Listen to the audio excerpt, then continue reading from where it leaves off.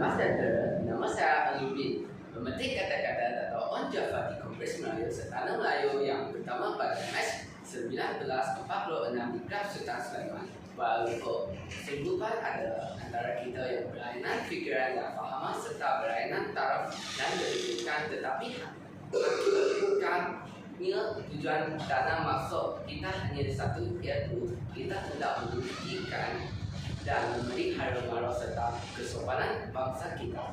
Kita berkehendak supaya tanah air dan bangsa kita selamat dan kuat. Semuanya boleh kuat jika kita bersatu padu. Salam sejahtera, saya ucapkan salam Malaysia Madani. Salam laku maju jaya, rakyat bahagia mengambil dunia. Bijak laksana tua, berani laksana jebak. Nampak langit dijelah awal, engkau putih terbang tinggi. Kalau bukan kerana Tuhan, takkan kami berada di sini. Andai pada sayap Raja Wali bertongkat jual harta kemari, bukan untuk mencari di harta duniawi, tetapi untuk membawa anda bersama-sama menyelami dan memahami matlamat cara yang berbunyi. Rukun negara sebagai prinsip perpaduan demi kejayaan dan kestabilan rakyat. Sidang terus sekalian, sebelum kata mengatur cara izinkan saya memberikan definisi bagi tajuk pilihan di hati. Menurut Kamus Dewan edisi keempat, rukun didefinisikan sebagai dasar, tiang, asas dan sendi. Negara pula menunjukkan kepada kumpulan masyarakat yang mendiami sesuatu kawasan, mempunyai kedaulatan politik dan juga sejahtera pemerintahan. Seterusnya, prinsip membawa makna asas atau dasar yang menjadi produk sesuatu pemikiran, kajian, tindakan dan lain-lain. Perpaduan pula merupakan pergabungan pelaburan dana berhak berpadu. Kerjaan pula diklasifikasikan sebagai berhak berjaya, kemenangan dan hasil.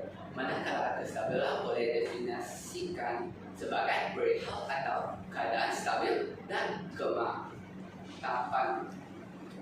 Akhir sekali, perkitaran rakyat diberikan sebagai seluruh penduduk sebuah negara. Hadirin sekalian, tuntasnya di sini rukun negara haruslah diterapkan dalam jati diri seluruh rakyat di Malaysia demi menjadi negara yang stabil dan berjaya. Sidang terus sekalian, ayo kita teliti dan dalami satu persatu uraian bagi mau bicara pada hari ini. Usul saya yang pertama berbunyi, rukun negara dimartabatkan pemangkin perbuatan rakyat. Di bawah lembayung kata ini, kita sedari bahawa apabila seluruh rakyat di Malaysia mendalami serta mematuhi segala undang-undang yang telah ditetapkan dengan sebaiknya, maka perpaduan rakyat dapat diperkukuhkan dengan lebih lagi. Ahli bahasa undang-undang berbagai tulis secara benar menyatakan kebahagiaan sebuah masyarakat itu bergantung kepada kepatuhan setiap individu terhadap undang-undang. Menyatakan beliau itu jelas menggambarkan hubungan sesama manusia tidak boleh berlaku dengan sebenar jika tiada peraturan dan undang-undang. Hal ini dapat saya buktikan dengan kewujudan dasar perpaduan. Negara yang telah dirancangkan oleh mantan Perdana Menteri Malaysia yang ketujuh, Tan Sri Muhyiddin Yassin. Dasar perpaduan negara yang bersifat inklusif, jelas dan komprehensif sedikit sebanyak mampu membantu negara Malaysia dalam mencapai perpaduan yang lebih erat dalam kalangan seluruh masyarakatnya.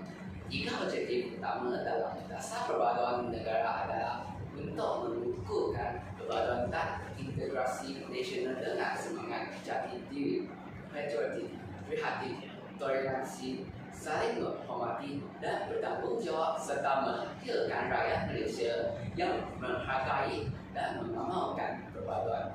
Tuntasnya di sini hadirin sekalian, jelaslah bahawa kepatuhan rakyat terhadap undang-undang negara mampu membantu dan memastikan kesejahteraan negara terjamin seperti perumahan serba serat sesusun sidang hari ini. Sayangi sekalian, begitulah uraian bagi usul yang saya bawakan pada kali ini. Sekian, terima kasih.